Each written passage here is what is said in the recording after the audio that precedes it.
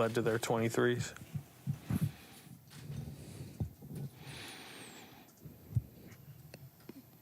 They were moving the ball really well tonight, and they made a lot of their open threes.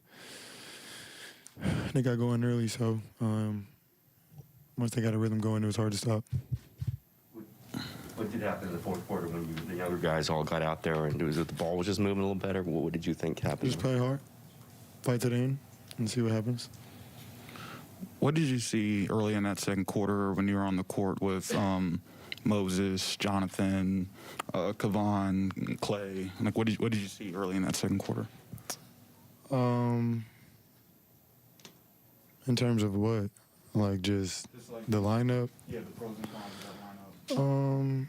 I mean, JK's an athletic player. You know, Luna's our force inside. Just try to get the ball moving. Try to make plays on the backside.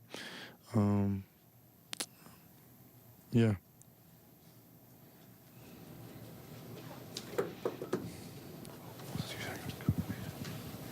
Obviously, the news of the mass shooting down at the elementary school was devastating, but how much did that weigh on you guys today during the game?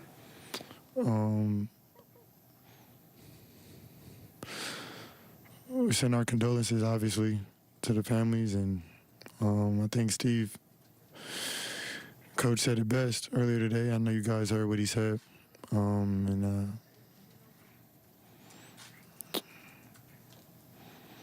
I don't really know. I don't have it. I don't know. It's just it's sick, to be honest. I don't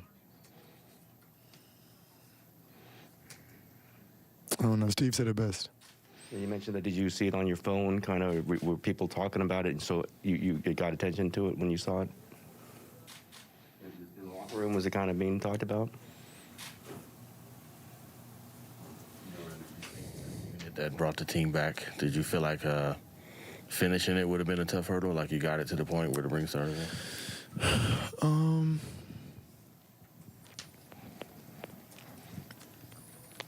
don't know. It's a unique situation. I mean, we cut it to 8 after being down 20. I mean, Coach decided to put the starters in, you know, give it our best shot.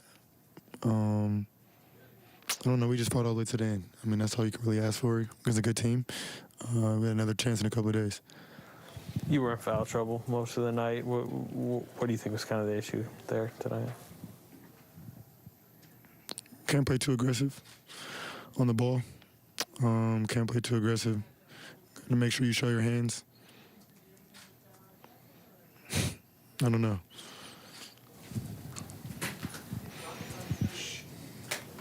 Have you ever had a rain delay in a basketball game? Say it again. Have you ever had a rain delay in a basketball game? I think that's a first.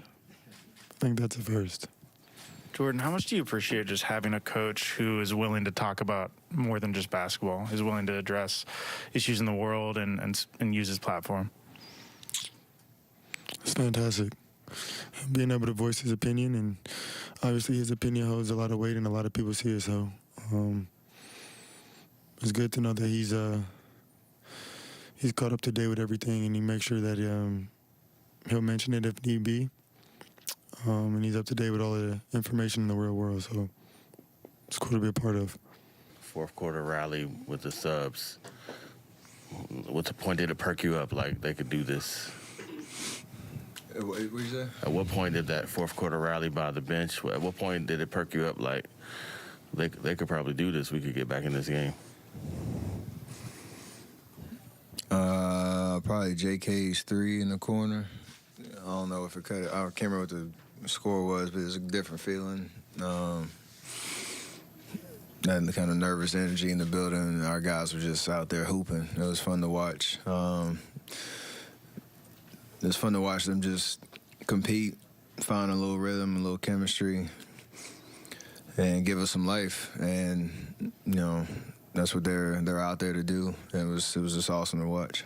Steve said that he was talking amongst the coaches, and did he ask you, like, hey, do you want to come back in? Do you feel okay coming back in? Or did he kind of tell you, what were those conversations like?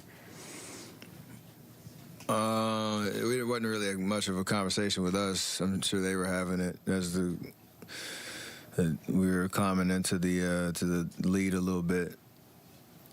I think I mentioned something to Q at one point, like I'll be fine to go in whenever. And then when he made a call after the timeout, like I was fine physically and all that, but just it's kind of crazy that we had an opportunity to even think we had a little bit of life. And it's credit to those 5 guys out there that made that possible, made them Dallas work down the stretch, which hopefully in playoff series all that stuff matters over the course of the each game. Well, they had 23s. What did you think was going on with you guys defensively? A lot of that was just great shots by them. The way that they play, we talked about it. Game 1, it was they were heaving from everywhere. Missed a lot of ones they probably thought they should have made. Game 2, they were hot, and we figured it out in the second half how to cool them down, climb back into the league, got that one. Last game was kind of an average type game, and tonight was you playing. It was almost like an ego win. Like you come out and you really have nothing to lose, so that confidence started early. We didn't really do nothing to slow it down, and then that's where the avalanche starts. So it's a good lesson learned in terms of you tip the hat, your hat to them because they made a lot of shots. We had a couple breakdowns in our zone that gave them easy looks, and they made us pay. And we knew to close them out it's going to be tough. So you got to strap up on defense when we go home Game 5 and figure out how to slow them down, especially in that first quarter. Steve mentioned he didn't think you guys were alert. Are there any specific breakdowns that come to mind on some of their threes?